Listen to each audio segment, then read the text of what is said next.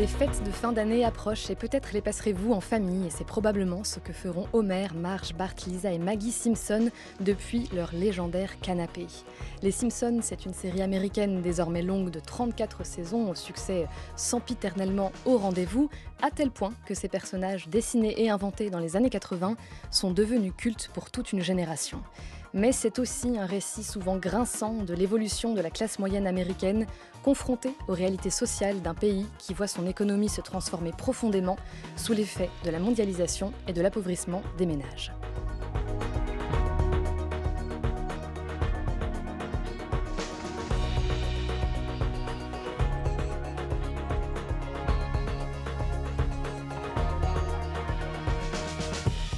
Quatre invités pour nous accompagner dans cette balade dans les rues de Springfield. Romain Nigita, vous êtes écrivain et journaliste, vous êtes un grand et fin connaisseur des séries télévisées en général et des Simpsons en particulier. Bienvenue.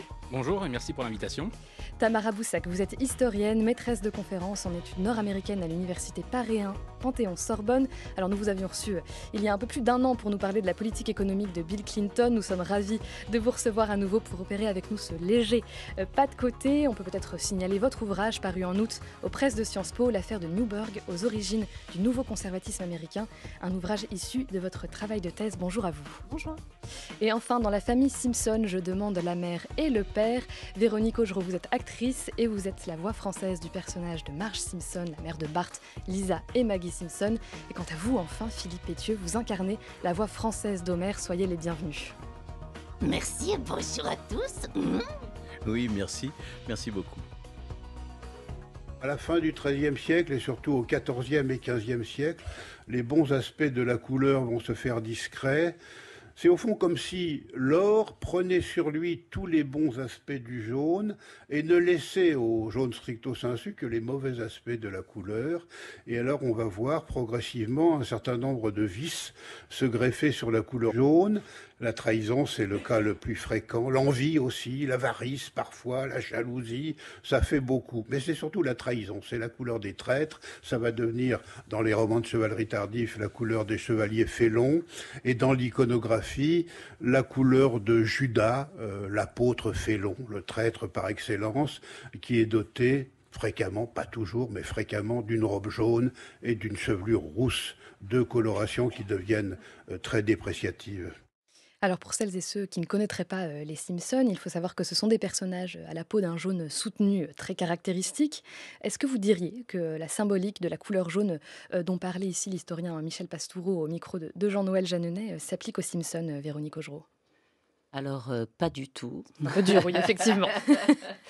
La famille Simpson est jaune tout simplement de par la volonté de Matt Groening, le créateur de la série, puisque au début, quand la série a commencé à être diffusée, il voulait que les gens remarquent que c'était un dessin animé pas comme les autres. Et quand on zappe les différentes chaînes, et Dieu sait s'il y en a beaucoup aux États-Unis, on remarque tout d'un seul coup des personnages jaunes et on s'arrête pour écouter un peu l'histoire de ce dessin animé.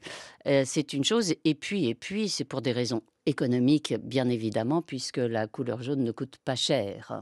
Voilà, il n'y a pas de mélange de couleurs, voilà, entre le vert, le jaune pour faire, voilà, c'est... Oui, au départ, Philippe Matt Pétieux. Groening nous avait dit qu'ils avaient cherché en fait à une couleur chair sur les visages, les corps des Simpsons, et que ça fonctionnait pas, et donc ils se sont rabattus sur cette couleur jaune, qui sont les couleurs primaires, hein, voilà. Donc et tout le monde, et c'était dans les années 89-90, et c'est vrai qu'on était à cette époque-là dans la belle animation Disney, et Matt Groening, Gracie Film voulait vraiment se démarquer de Disney.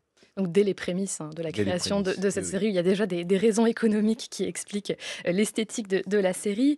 Une série qui, on le disait, compte à ce jour 34 saisons.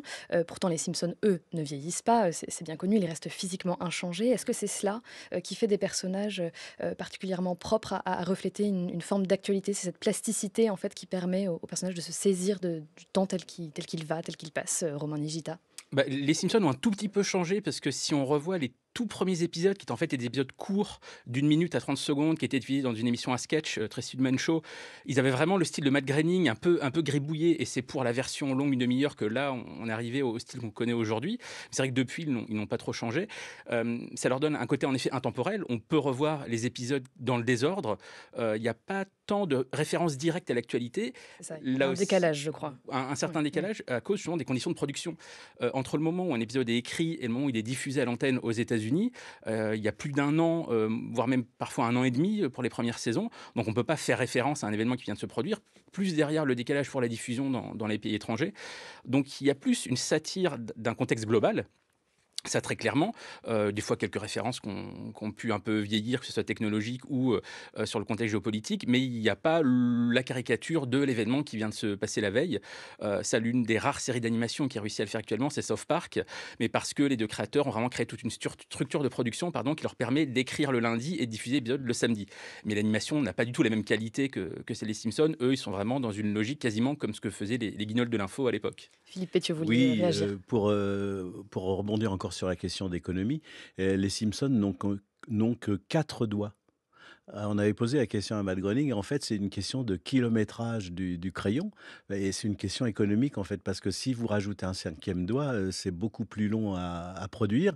Alors, il y a 2 exceptions. Il y a eu Dieu qui a été représenté dans des épisodes des Simpsons, Dieu à 5 doigts, ainsi que Jésus. Voilà, c'est les seuls personnages qui ont 5 doigts dans les Simpsons. Comme quoi, il n'y a pas de petites économies. Tamara Boussac, on le disait, vous êtes spécialiste de l'histoire contemporaine des États-Unis, et a fortiori de son histoire sociale et économique.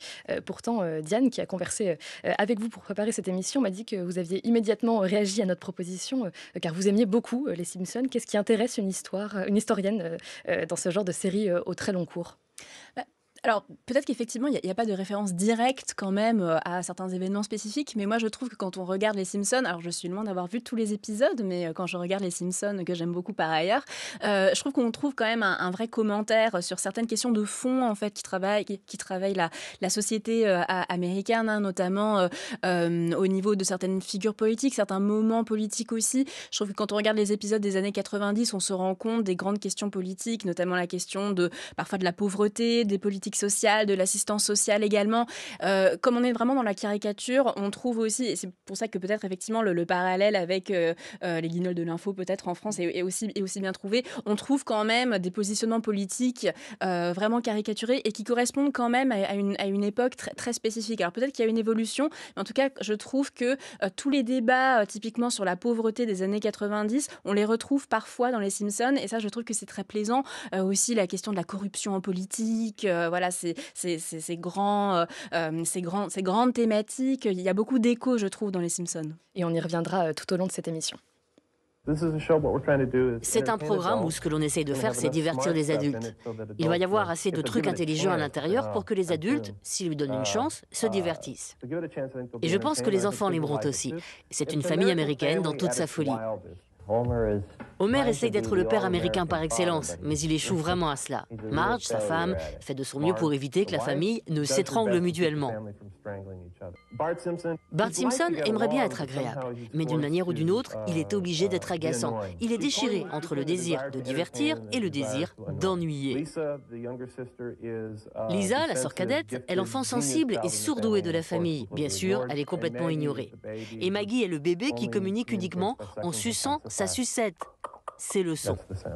Je ne pense pas que les Simpsons soient comme les sitcoms. Vous pouvez dire, d'accord, dans les 5 premières minutes, je sais ce qui va se passer, et pareil pour les 5, 10, 15 minutes suivantes. On fait vraiment un effort pour prendre de nouveaux virages tordus dans le scénario.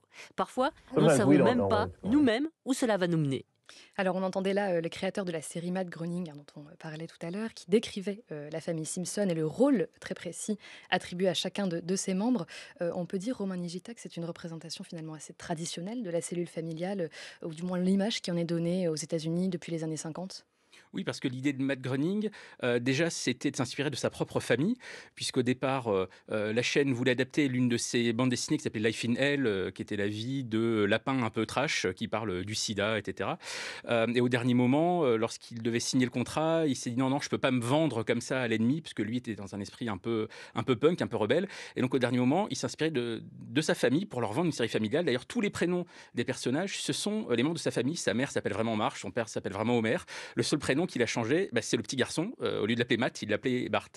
Et en effet, ça correspond à la classe moyenne des années 50 qui quitte les centres-villes et qui va s'installer dans des banlieues résidentielles.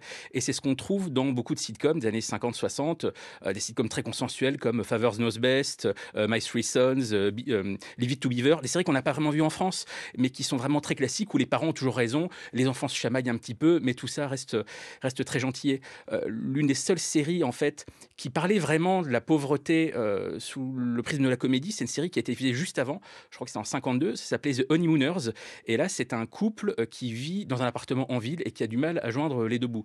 Et après, on a eu toute cette période 50-60 où vraiment on est dans un peu ce rêve, cette illusion de la classe moyenne qui va s'enrichir. Et c'est ça qu'a voulu caricaturer Matt Groening, parce que dans les années 80, on a eu ce retour à ce type de série-là, des séries par exemple comme le Cosby Show, où il n'y a pas de problème économique pour les parents. Et lorsque la chaîne Fox a voulu se démarquer, une chaîne Fox qui diffuse Simpson, qui était une nouvelle chaîne à l'époque, elle a voulu un peu casser cette image. Elle a fait Marier deux enfants, qui là aussi est une sitcom familiale, mais extrêmement trash, très très drôle d'ailleurs. Et de commander une série comme les Simpsons, c'est pour continuer là-dedans, c'est pour montrer ce qu'on ne voyait pas sur les autres chaînes à l'époque. Mais c'est pas un choix qui est fait non plus tout à fait par hasard, on le comprend.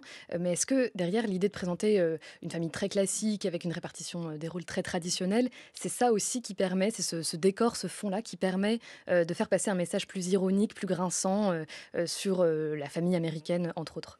On part d'une situation que tout le monde connaît, y compris scénaristiquement. Donc, on endort un peu le téléspectateur en lui disant voilà quelque chose que vous connaissez bien. Et très rapidement, on voit que ça ne ressemble à rien d'autre. Puisque certes, on a le père qui travaille et la mère au foyer, mais c'est la plupart du temps en Marge qui résout la situation. Il y a beaucoup d'épisodes où c'est elle qui va trouver un job pour payer les dettes de la famille. Donc, on voit que très vite, en effet, il va exploser le modèle classique. Véronique Augereau, sur cette répartition finalement très classique dans l'économie domestique des rôles entre le père et la mère. Oui, oui. Et puis je voulais juste rajouter par rapport au prénom de la famille Simpson, il a choisi Bart non pas par, c'est pas le pur hasard non plus, c'est parce que c'est, on retrouve dans Bart Brat qui veut dire sale gosse, et donc c'était déjà tout dessiné à l'avance pour ce rôle de gamin. Euh, Pardon, du coup, Sur la répartition des rôles économiques, c'est quelque chose qu'on retrouve à travers toute la série. C'est le père qui travaille, Marge qui travaille parfois, mais pas tout le temps. Marge, elle essaie toujours d'être la plus active, et elle est passée par de nombreux boulots, voilà, parce que elle a envie de travailler, elle n'a pas envie d'être une mère au foyer, et elle a connu moult métiers, c'est sûr. Mais c'est le succès de la série, je dirais aussi, quand on parlait du rêve américain avant, là, on représente quoi? Une famille tout à fait ordinaire, banale, et ça parle à tout le monde. Et c'est ça aussi, je pense, qui a parlé au monde entier, en fait, parce que tout le monde peut s'y retrouver. Voilà. Un modèle standard, comme on dit. Tamara Boussac, cette représentation de la famille de classe moyenne presque figée dans ce modèle des années 50, c'est aussi très lié au fait que c'est à cette période précise-là, les années 50, au sortir de la Seconde Guerre mondiale, que la classe moyenne américaine connaît une forme d'âge d'or. Alors quels sont les facteurs qui expliquent cette émergence de la classe moyenne et cette consolidation des statuts des travailleurs américains de cette classe moyenne? Oui, alors effectivement, la classe moyenne aux États-Unis, c'est une catégorie très vaste, avec une énorme diversité au sein de cette classe moyenne. Quand on parle des Simpsons, on parle quand même beaucoup de la classe moyenne inférieure. Si on pense à l'emploi qu'occupe Homer Simpson, par exemple, on est plutôt dans un emploi issu du monde ouvrier. Il travaille dans une centrale nucléaire, donc on n'est pas non plus sur un type familial de col blanc, si j'ose dire. Or, justement, c'est notamment grâce à l'essor du secteur tertiaire, de l'économie de service après la Deuxième Guerre mondiale, qu'il y a effectivement une expansion vraiment massive de la classe moyenne aux États-Unis. Des millions d'Américains accèdent à la classe moyenne, effectivement, effectivement dans les années 50. C'est dû à de nombreux facteurs, hein, notamment au fait, alors, des facteurs structurels qui sont effectivement des salaires élevés, notamment garantis par les syndicats. Dans les années 50, les États-Unis connaissent une croissance économique, un plein emploi vraiment remarquable, et aussi dû à toute une série de politiques publiques, hein, organisées par l'État fédéral américain, notamment pour encourager la propriété immobilière, avec tout un système de garantie des prêts immobiliers, donc garantis par l'État, qui va permettre à des millions d'Américains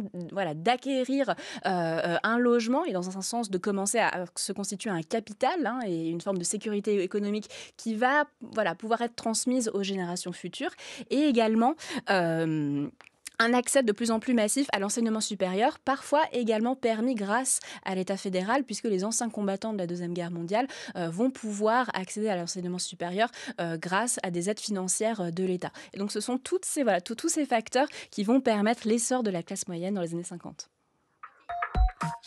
France Culture. Entendez-vous l'écho? Ouh, pinaise, Aliette Ovine.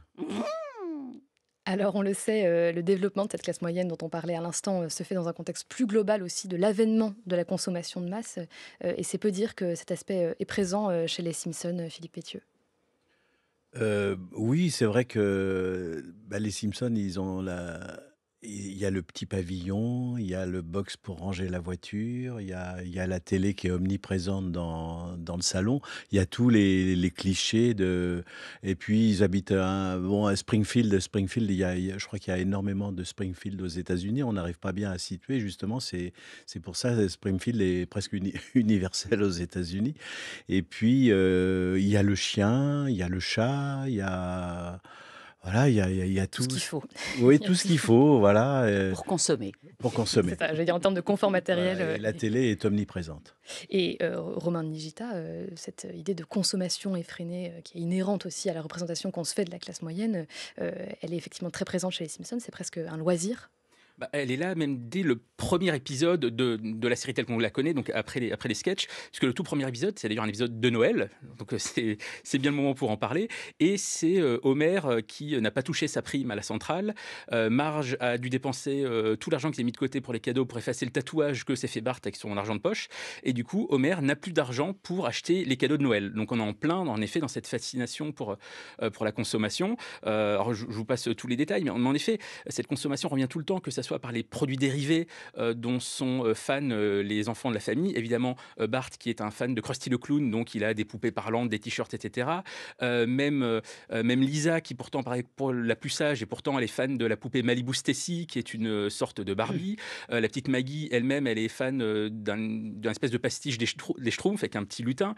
Donc on retrouve ça partout. On retrouve l'influence de la télévision et de la publicité, à tel point que un peu plus tard dans les saisons, on découvre qu'au Japon, il y a une icône publicitaire qui est un espèce de monsieur propre, mais qui en fait ressemble à Homer. Donc ils enquêtent pour comprendre pourquoi ce monsieur propre japonais est le sosie d'Homer. Donc en effet, la télévision et la publicité sont omniprésents, et le rêve de consommation aussi. Et d'ailleurs, dans le tout dernier épisode, dans l'épisode 750, qui est le dernier qu'on a vu en France, donc le dernier de la saison 34, Homer découvre que Marge en fait touche de l'argent tous les mois sur le testament du père de Marge, et il imagine que ce qu'elle en fait, c'est d'acheter un robot qui va lui servir des sandwichs au caviar et d'avoir des hommes de ménage qui sont des Chippendales. Donc on voit la représentation de la richesse selon Homer Simpson.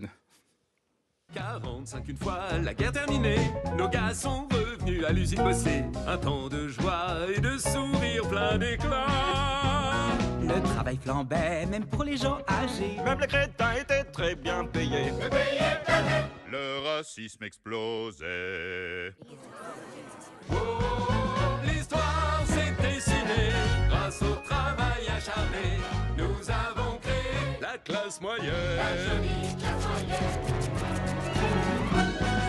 Faut de la thune pour la bouffe et le gaz. Poster, herbe et bière pour moi. Viens le bonjour classe moyenne, me voilà. Mon gars, la classe moyenne.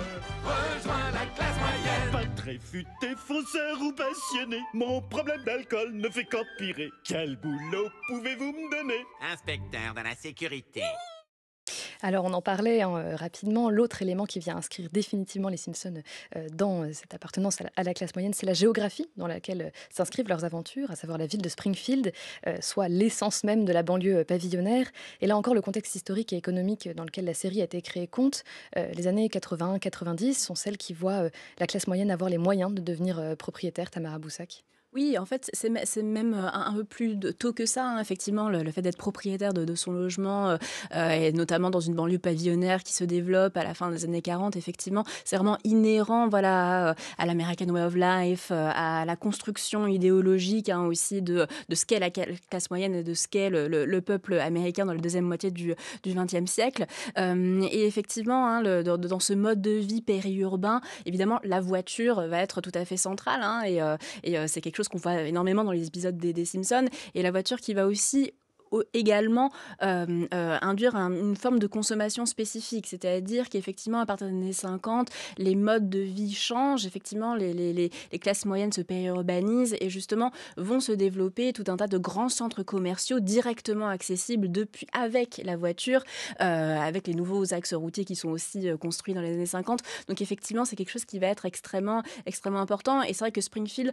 représente vraiment cela. Cela dit, c'est vrai que les années 80-90 commence aussi à être aux États-Unis une période de crise pour les banlieues, c'est-à-dire que les banlieues florissantes des années 50-60 commencent à perdre un petit peu de leur prestige dans les années 80-90, notamment avec l'émergence notamment d'une crise écologique dans certaines banlieues, puisqu'il faut savoir que certaines banlieues américaines dans des zones périphériques vont être implantées dans les années 50 aux mêmes endroits où l'ont été certaines industries de guerre pendant les années 40 et pendant la guerre de Corée également. Donc en fait, les années 80 sont aussi un moment de scandale, notamment tout un tas de scandales environnementaux qui ont lieu à partir de la fin des années 70. Et le fait que Homer Simpson travaille dans une centrale nucléaire, je trouve, nous dit quelque chose de ça. On sent quand même qu'il y a une menace potentielle qui plane au-dessus de Springfield de manière assez palpable. Petit à petit, tout est parti en vrille. L'usine fermée, le chômage qui grimpait. Robert Berreich va tout vous expliquer. Le déclin des syndicats, la cupidité rampante des entreprises, la malfaisance de Wall Street et l'essor de politiques à courte vue, tout a contribué à une inégalité économique accrue, un chômage réel généralisé, la stagnation des salaires et un niveau de vie plus bas pour des millions d'Américains. Salaire divisé, actions augmentées. Un gâteau entre eux à se partager. One charge pour les PDG. Mais tous les citoyens sont surtaxés. L'histoire s'est dessinée. Les riches nous ont botté le cul. Tout en massacrant la classe moyenne.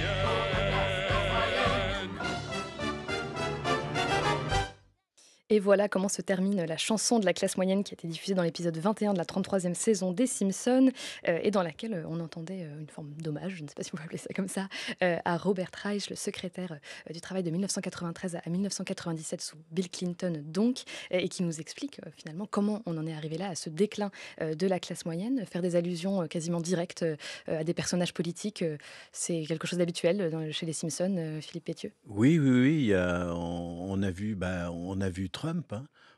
C'était prémonitoire. Avant qu'il devienne président, on l'a vu. Il y a eu des épisodes où on voit Lisa étudiante et elle veut se présenter à la présidence des États-Unis. Donc on pense à Hillary Clinton, effectivement, et c'était encore prémonitoire. C'était bien avant l'élection. Il y a plein de personnages. Oui, il y a plein de références politiques. Oui, Matt Groening ne s'interdit rien. Ah non, absolument pas. Il y a d'ailleurs un épisode dans lequel George Bush senior déménage à côté des Simpsons après qu'il ait quitté la Maison-Blanche, et il y a une bagarre qui s'ensuit entre Homer et George Bush. Mais pour une véritable raison, c'est qu'en fait, quelques années plus tôt, George Bush, alors qu'il était encore président, a cité les Simpsons dans un discours officiel pour dire qu'ils étaient l'exemple à ne pas suivre. Il a dit que selon lui, les Américains devaient plus ressembler aux Waltons qu'aux Simpsons. Les Waltons, c'est une série des années 70 dans le genre de La petite maison dans la prairie. Donc ça vous donne un peu quel était l'objectif de George Bush. Et donc les Simpsons se sont vengés quelques années plus tard contre cet ancien président. Le caricaturant, Tamara Boussac. Oui, et ce que je trouve intéressant aussi dans la chanson qu'on vient d'entendre, c'est que c'est vraiment une mise en forme de l'étau qui enserre les classes moyennes. Aux États-Unis, on parle de middle class squeeze. Donc effectivement, voilà, un étau plutôt entre d'un côté effectivement des salaires bas ou des salaires qui n'augmentent pas dans les années 70, dans ce qu'on appelle la décennie de la stagflation, donc stagnation des salaires, mais inflation, et donc effectivement qui va prendre cette double dynamique qui va prendre en étau effectivement le pouvoir d'achat des classes moyennes. Et effectivement, c'est intéressant d'entendre aussi dans la chanson toute une critique de la politique fiscale des années 80, 90, 2000 également, qui va avec donc les réformes fiscales d'abord de Reagan, puis de Bush, et puis en fait de Trump bien après, mais effectivement de simplification des tranches d'imposition. Donc en fait, la fiscalité devient de moins en moins progressive aux États-Unis. Donc finalement, les plus riches, dans un sens, contribuent de moins en moins, et en proportion, les moins riches contribuent de plus en plus. Et c'est intéressant d'entendre cette critique budgétaire justement dans la chanson que vous avez diffusée. Et on peut dire, en conclusion de cela, que les années 80, plutôt 90-2000, c'est le moment d'un tournant pour la classe moyenne. C'est la seconde facette après l'essor et l'âge d'or dans les années 50. Là, on est sur une pente descendante, on va dire. Absolument, et en fait, dès les années 70, effectivement, dans un contexte économique qui devient assez difficile aux États-Unis après le premier choc pétrolier, et dans certaines grandes villes également, comme notamment à New York, qui connaît une énorme crise fiscale à la fin des années 70. Donc effectivement, il y a un revers de la médaille qui fait, on n'est plus dans l'optimisme, effectivement, des années 50-60, avec une classe moyenne florissante. Effectivement, il y a quelque chose de beaucoup plus grinçant, et effectivement, le ton grinçant des Simpsons nous renseigne aussi un petit peu sur ça. Et justement, Tamara Boussac, vous qui avez largement travaillé sur les conditions d'émergence du conservatisme américain et en lien notamment avec le succès des discours populistes, est-ce qu'on peut dire qu'Homer est finalement un client idéal du populisme tel qu'il se développe dans les années 2000 jusqu'à aujourd'hui finalement? Dans un sens, oui, cela dit, alors je n'ai pas vu à nouveau tous les épisodes des Simpsons, mais la politisation d'Homer, c'est plutôt un point d'interrogation pour moi. Je dois dire qu'effectivement, dans un sens, il représente l'Américain moyen, mais effectivement, il est tellement caricaturé, et puis il est tellement, c'est tellement un personnage à part, même je trouve dans l'économie narrative des Simpsons, que c'est un peu difficile de le mettre sur un plan politique. Mais cela dit, c'est vrai que parmi l'émergence, les conditions d'émergence du conservatisme américain, et effectivement de son apogée à la fin du XXe siècle, on trouve notamment les questions fiscales. Donc ça, c'est tout à fait central. La question d'un ras-le-bol fiscal, effectivement d'une contribution qui servirait à payer des aides sociales pour les moins méritants, c'est tout à fait central, et c'est quelque chose dont on entend un peu l'écho de temps en temps dans les Simpsons. La question raciale, il me semble, est relativement atténuée aussi pour le coup dans la série, mais est tout à fait centrale dans l'argumentaire conservateur également. Et puis il y a aussi, ça c'est intéressant, c'est la question du grand patronat. Effectivement, il y a beaucoup d'historiens qui ont montré l'importance du grand patronat dans l'essor conservateur. Et ça, on va largement y revenir, mais je veux dire, dans la vraie vie, entre guillemets, ce discours-là autour des classes populaires, il est très très présent. On peut notamment prendre l'exemple de Joe Biden aujourd'hui, qui était quand même middle class Joe. C'est quelque chose qui perdure et qui est très fort de prendre en compte ce déclassement aussi économique de la classe moyenne dans le discours politique. On sait que c'est payant politiquement. Ah oui, absolument. Et en fait, on en trouve des échos alors de longue date, et notamment depuis la fin des années 60. C'est effectivement, construire une nouvelle majorité, pour le Parti républicain notamment, une nouvelle majorité plutôt conservatrice et une nouvelle majorité républicaine de classe moyenne. C'est un des grands objectifs de Richard Nixon à partir de 68 et surtout de 72. Et effectivement, ça repose notamment sur une rhétorique populiste qui va s'appuyer sur la défense du travailleur en col bleu. Donc on retrouve ça effectivement chez Nixon, on le retrouve chez beaucoup d'autres candidats. C'est devenu quelque chose effectivement d'absolument incontournable pour beaucoup d'élus aux États-Unis, mais c'est bien évidemment lié au fait que parler de la classe moyenne, rhétoriquement, c'est efficace parce que tout le monde peut se reconnaître dans ce que c'est que la classe moyenne, étant donné que c'est une catégorie extrêmement vaste. Donc effectivement, au niveau de la rhétorique, c'est tout à fait payant.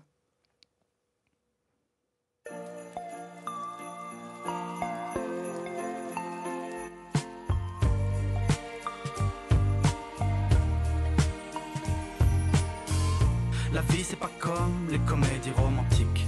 Il était plein de fois des histoires qui sont pas magiques. Je pourrais faire comme si j'y croyais, mais je suis là, c'est de mentir. Tire à jouer au casino où tu es très facilement riche. Tu boiras ton martini comme d'habitude, tu perdras. Pour toi y a pas de confetti, je suis aussi passé par là. La vie c'est pas compliqué, s'y perdre. Sur le chemin du retour, tu parles qu'avec ta tristesse. T'as plus rien seul devant la vie et son immensité.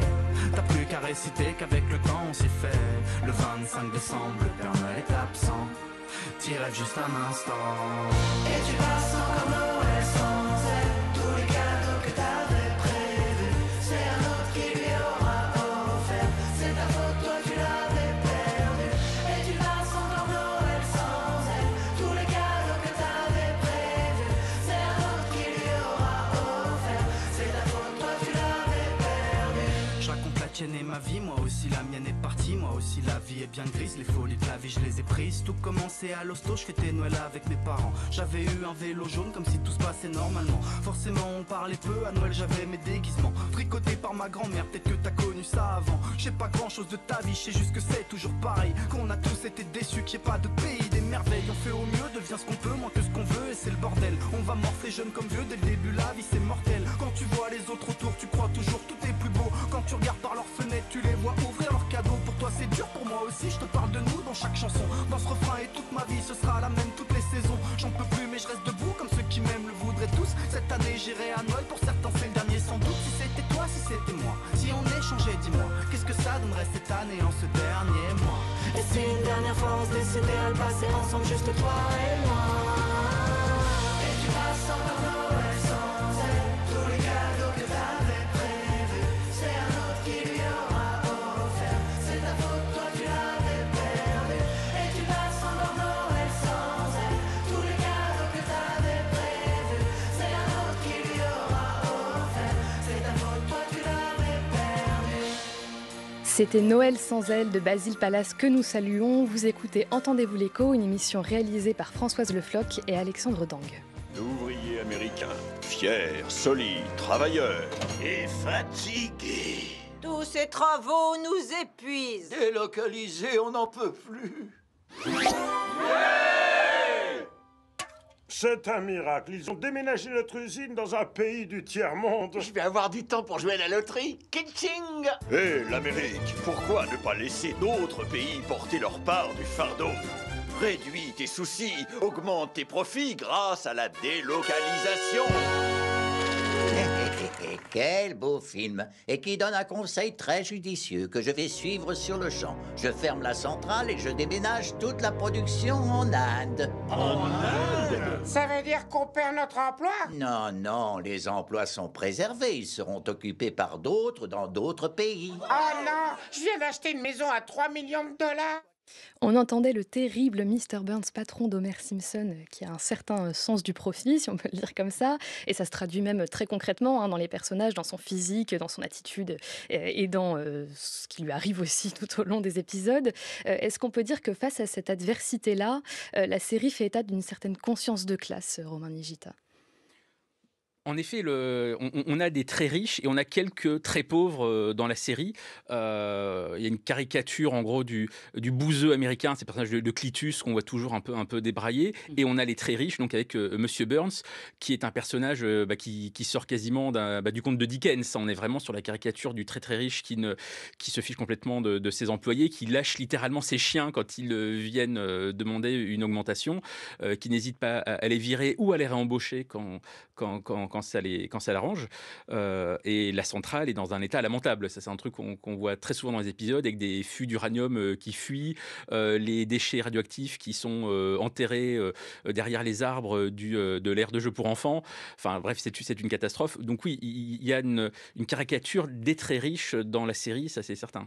Et justement, Véronique Augereau, on le voit, il y a les très riches, les très pauvres.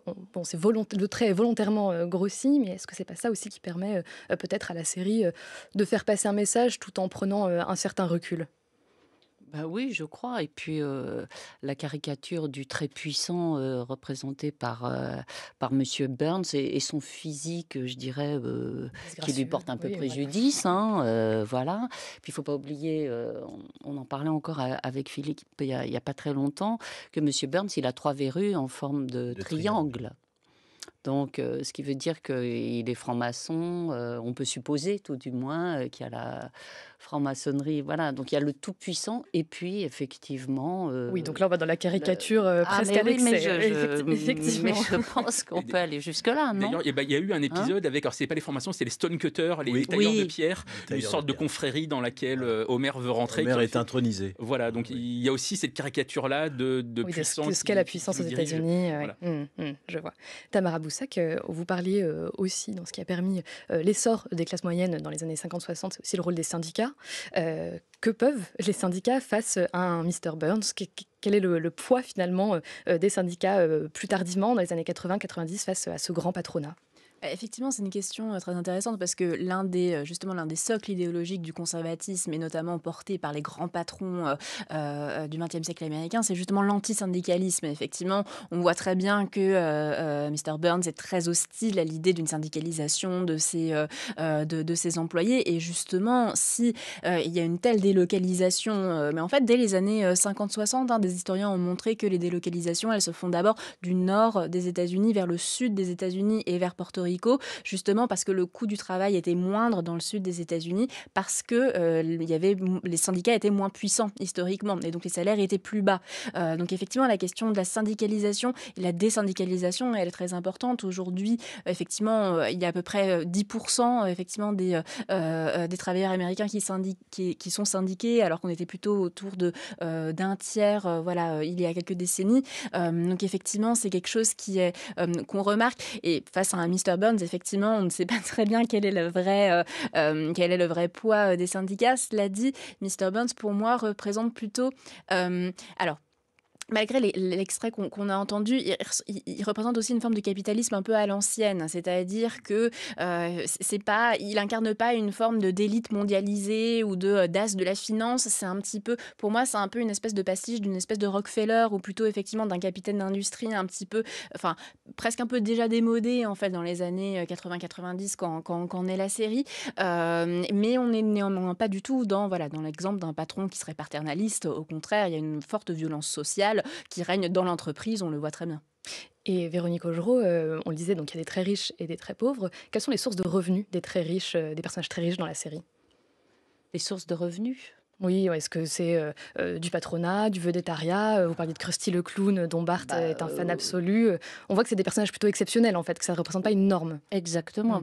Vous parliez justement de Krusty le clown aussi. Ça fait partie des gens à part dans cette série. Krusty le clown, qui est fils de rabbin et qui a tout l'argent qu'il veut. Et lui, il n'a aucun problème.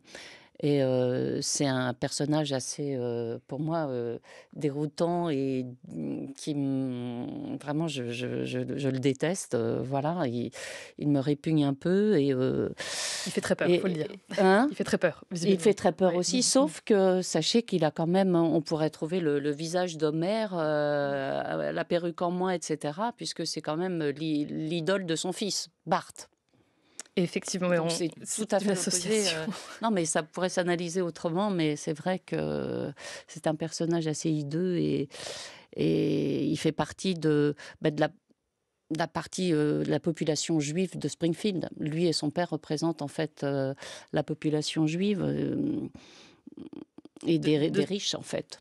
Je vois. Romain Nigita, vous nous disiez que cette question de la délocalisation, alors certes, elle a été mise en scène dans la série, mais par ailleurs, elle avait des implications très concrètes dans la vraie vie, encore une fois, dans la construction et la création de la série. Oui, puisque comme la quasi-totalité de la production animée américaine, en fait, l'animation en tant que telle se fait en Asie, en Corée du Sud, dans le cas des Simpsons.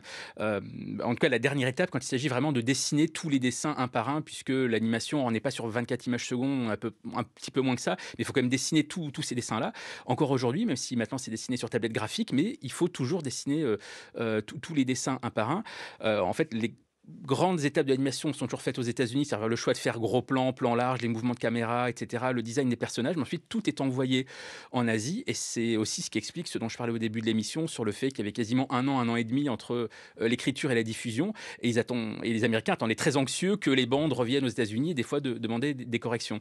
Mais c'est vrai qu'on a, d'ailleurs même dans la série même, on a pu voir quelquefois une mise en abîme de ça, parce qu'on a vu des animateurs sud-coréens travailler et caricaturer dans la série, ce qui leur a valu d'ailleurs quelques remontrances de la part du gouvernement sud-coréen. Et justement, en parlant de caricature, je voulais éclaircir un point, parce que vous faisiez le lien, Véronique Augereau, entre les personnages à très haut revenu qui seraient juifs, ou en tout cas descendants de juifs. Ça, c'est vraiment de la caricature qui frise l'antisémitisme. Est-ce que Matt Groening assumait ce genre de parallèle? En effet, il y a le cas de Krusty dont on découvre qu'il est fils de rabbin un peu plus tard, mais c'est pas le cas de l'intégralité des personnages. J'ai pas l'impression que sur ce point-là, ça fait tellement polémique. La vraie polémique qu'il y a eu sur ce type de thématique-là aux États-Unis, c'est sur la voix de Apu, qui est donc le personnage indien qui tient le petit supermarché et qui est doublé qui était doublé jusqu'à récemment par Hank Azaria, qui est un acteur américain d'origine caucasienne, donc qui ne correspond pas à l'ethnicité du personnage. Et il y a eu tout un documentaire fait par un humoriste indien qui a dit voilà, moi ça m'a porté préjudice quand j'étais jeune. Et depuis, Hank Azaria a décidé de quitter le rôle. Ils viennent d'ouvrir un magasin Maple. J'hallucine. MyPod, MyPhone, un Geniac Bar. Je ne peux m'offrir aucun de vos produits, mais est-ce que je peux m'acheter au moins des écouteurs blancs pour faire croire que j'ai un MyPod? Bien sûr, ça s'appelle des MyPhonies. Oh, et ils coûtent $40. Oh, je n'aurai jamais quoi que ce soit de chez Maple. Alors, on l'a dit au début de l'émission, tous les enfants Simpson sont un peu obsédés par la consommation, les parents aussi. Là, on le voit, là, pourtant très politisée, Lisa, qui fait vraiment figure de conscience politique dans la famille, et donc qui est la cadette du turbulent Bart. Elle est animée d'un désir d'achat très fort de produits Maple, donc c'est une référence quasiment directe à une marque de smartphone que nous connaissons bien. Mais ce que nous dit aussi cet extrait, c'est que la série, elle n'hésite pas à dénoncer quasiment directement certains protagonistes du monde économique américain, Romain Nigita. Oui, la série s'en prend à tous les capitaines d'industrie, mais il joue également le jeu. Richard Branson, le patron de Virgin, a lui-même prêté sa voix à sa propre caricature dans la série. Donc il y a toujours un jeu, à la fois on leur tape dessus, on est amis avec eux parce que ce sont aussi des personnalités médiatiques, mais ça, je dirais que c'est le propre de toute la télévision américaine, y compris dans des séries qui parlent du monde politique directement. Les scénaristes vous diront, on est obligé de taper sur tous les camps pour garder tous les téléspectateurs. Ça, c'est un équilibre que les Simpsons, tout comme d'autres séries, se doivent de conserver. Parce que malgré tout, on est sur une chaîne commerciale financée par la publicité. Donc, on ne peut pas se mettre à dos l'intégralité du public. Ça reste la ligne rouge que les Simpsons ne peuvent pas franchir. Tamara Boussac, ce qu'on entendait aussi dans cet extrait, c'est tout simplement que Lisa n'a pas les moyens de se procurer ces fameux produits Maple. Ça, c'est quelque chose qui marque aussi le quotidien des ménages de la classe moyenne à partir d'une certaine époque. C'est le fait de ne pas pouvoir consommer autant qu'il le faisait les décennies précédentes, et ça conduit à une forme d'endettement aussi, une forme d'endettement à la consommation. Oui, bien sûr, parce que la manière dont on peut financer justement ce mode de consommation, c'est notamment par le recours au crédit, et notamment au recours au crédit de consommation. Mais effectivement qu'il faut pouvoir rembourser à un moment, et on sait très bien à quel point certains secteurs de la vie de tous les jours coûtent extrêmement cher aux États-Unis, et de manière un peu plus structurelle, voilà, quand on pense à l'école par exemple, à l'université, aux dettes étudiantes qui sont devenues un vrai problème, bien sûr, pour toute une génération qui commence la vie active avec une dette étudiante à rembourser monstrueuse. Effectivement, c'est quelque chose qui pèse. Et effectivement, le fait est que plus vous êtes endetté aux États-Unis et plus vous avez du mal à rembourser vos crédits, forcément, ça vous porte énormément préjudice, parce que aux États-Unis, on a ce qu'on appelle un credit score. Donc, on a un index, effectivement, qui est fondé sur la capacité ou non d'honorer ses crédits, notamment de cartes de crédit à la fin du mois. Si on remarque, effectivement, si les banques remarquent que vous avez des difficultés à rembourser les emprunts, on va dire, de la vie courante de mois en mois, effectivement, ça vous met dans une très mauvaise posture pour demander un crédit de grande ampleur, soit pour faire des études, soit pour acheter une maison, par exemple. Donc effectivement, la spirale de l'endettement, c'est quelque chose de fondamental. Et bien sûr, on l'a vu avec la crise de 2008 notamment, où des millions d'Américains ont perdu leur maison à cause du surendettement et de crédit, d'un mode de crédit finalement assez perfide. Alors justement, je voulais en venir à la crise de 2008, parce que là, si on résume la situation, donc en 2008, l'accès à la propriété, ou en tout cas les propriétaires se retrouvent dans des grandes difficultés. Donc ce qui procurait auparavant une sécurité économique n'existe plus. Les désirs de consommation sont nécessairement frustrés. Qu'est-ce qui reste à la classe moyenne au début des années 2010 pour garder espoir dans un pays qui pourtant connaît une croissance économique assez impressionnante ? Oui, alors effectivement, c'est une question assez, je pense assez difficile. Enfin, c'est un peu difficile d'y répondre parce que qu'est-ce qui reste effectivement? Peut-être une constante de classe, effectivement, une sorte de foi un peu inébranlable dans le modèle américain. Cela dit, je trouve que c'est quand même assez intéressant de voir le nombre de productions culturelles justement assez critiques du modèle américain et notamment, en pensant aux questions effectivement de mal logement dont on parlait tout à l'heure. Je pensais aussi par exemple au film Nomadland de Chloé Zhao qui montre effectivement les grandes difficultés, l'âpreté de la vie de beaucoup d'Américains après la crise de 2008, pardon. Donc effectivement, c'est une classe moyenne qui a été évidemment mise à l'épreuve. Le fait est qu'on a beaucoup attribué l'essor de politique de Donald Trump justement aux conséquences sociales et économiques de la crise de 2008, également à l'essor du mouvement Tea Party, également dans les années 2009-2010, aussi en réponse à la catastrophe sociale qu'a été la crise. Philippe Pétieux, je le rappelle, vous êtes la voix française d'Homer Simpson. Vous connaissez donc très très bien la série, puisqu'a priori, vous avez assisté à la création de chacun des épisodes, la création française en tout cas. Est-ce que vous diriez que le ton se fait de plus en plus sombre au fur et à mesure des saisons? Est-ce qu'on ressent aussi ces inquiétudes liées en partie donc, à ces préoccupations économiques? Mais est-ce que selon vous, le scénario s'est adapté? Et globalement, il y a peut-être davantage de nuages au-dessus de Springfield? Oui, et surtout, là, dans les dernières saisons, c'est surtout la catastrophe écologique, en fait, puisque déjà en 2007, dans le film, on a Springfield qui est confiné, sous un dôme transparent parce que Homer a maladroitement empoisonné le lac. Donc on a déjà ces problèmes-là. Et je dirais, il y a plein d'éléments, on sent anxiogènes dans la famille. Et en fait, on retrouve le refuge de la cellule familiale. Parce que nous, c'est des épisodes qu'on adore, qu'on préfère. C'est les rapports entre Homer et Marge avec les enfants. Et on sent que ça sert de refuge à toute l'angoisse environnementale. Voilà, et politique aussi. Donc ça, on sent que la famille, la cellule familiale est le refuge. Alors, on le sent actuellement. Seymour, les profs en ont ras-le-bol. Vous devez réinjecter de l'argent dans l'école. Vous avez fait des coupes tous azimuts, dans les salaires, le matériel, la nourriture. Vous pouvez dire ce que vous voulez, je reconnais le goût du papier. Oh, c'est bon pour les intestins et on y trouve une dizaine d'excellentes vitamines. Et puis, vous n'avez même pas reconnu le tapis de gym. On peut pas dire qu'il y ait beaucoup de pitoches dans ce tapis de gym. Nos exigences sont très raisonnables. En vous entêtant, c'est l'avenir des enfants que vous mettez en danger. Oh, arrêtez, Edna, nous savons tous les deux qu'ils n'ont aucun avenir. Seymour, vous êtes ignoble. Les profs ne resteront pas les bras croisés. Les profs, vous êtes trop poules mouillées pour faire la grève. Vous êtes trop poules mouillées pour nous affronter tous. Ça suffit. C'est la grève. Quelle feignasse, ces enseignants, ils nous refilent nos gamins. Papa, en faisant la grève, ils essaient de faire pression sur l'administration pour être plus heureux, donc plus productifs. Lisa, quand on n'aime pas son boulot, on fait pas la grève. On y va tous les jours et on se contente de glander. C'est comme ça en Amérique. Et voilà, on disait que Lisa était la plus politisée. Je pense que cet épisode, cet extrait l'illustre bien. Tamara Boussac, qu'est-ce que nous dit cet extrait justement du délitement aussi des services publics qui accompagne un délitement économique de la classe moyenne ? Oui, effectivement, parce que ce qui est intéressant d'avoir en tête aussi pour les États-Unis, c'est que il n'y a pas d'équivalent de l'éducation nationale. C'est-à-dire qu'on est dans le contexte d'un système scolaire qui est extrêmement décentralisé, hein.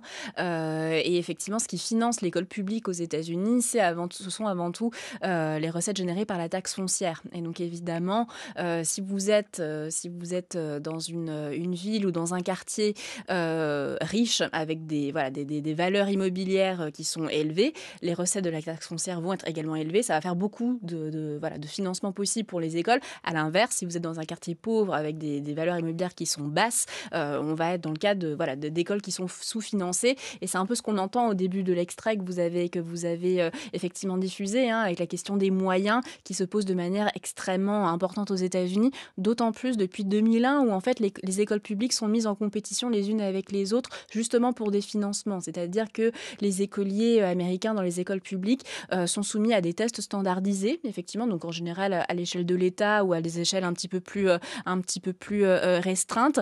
Et les écoles qui obtiennent de mauvais résultats à ces tests standardisés sont punies en se voyant refuser certains financements. Et donc, il y a une vraie mise en compétition, en fait, une sorte de mise en marché de l'école publique, ce qui crée des inégalités scolaires énormes, bien évidemment, ne serait-ce qu'entre écoles publiques et écoles privées. Et justement, est-ce qu'on peut dire que à partir et en conséquence de ces politiques menées-là, est-ce qu'on peut se dire que c'est difficile aujourd'hui de parler de classe moyenne américaine finalement parce que il y a une classe américaine qui s'en sort bien et une classe moyenne américaine inférieure qui vraiment subirait de plein fouet les conséquences de ces mesures.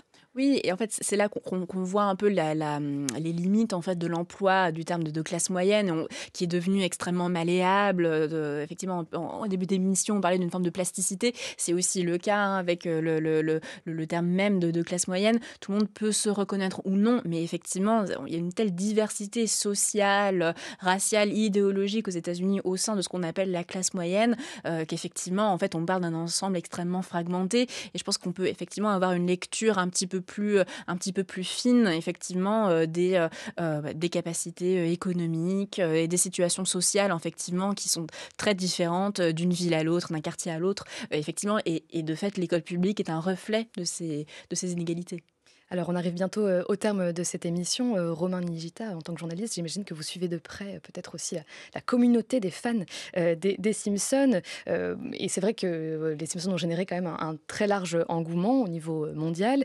Ça se traduit notamment par des produits marketés, ce qu'on appelle le merchandising autour de la série qui rencontre un certain succès, mais ce qui se traduit aussi par un foisonnement d'individus qui établissent des théories plus ou moins solides sur la famille Simpson. Et l'une d'elles tend à dire que les Simpsons prédisent l'avenir. C'est ce que vous nous disiez, Philippe Pétieux. Est-ce que vous souscrivez à cette théorie-là ? Moi, c'est vrai que dans les Simpsons, on a vu des choses un peu troublantes. En effet, le fait que Trump va devenir président, etc.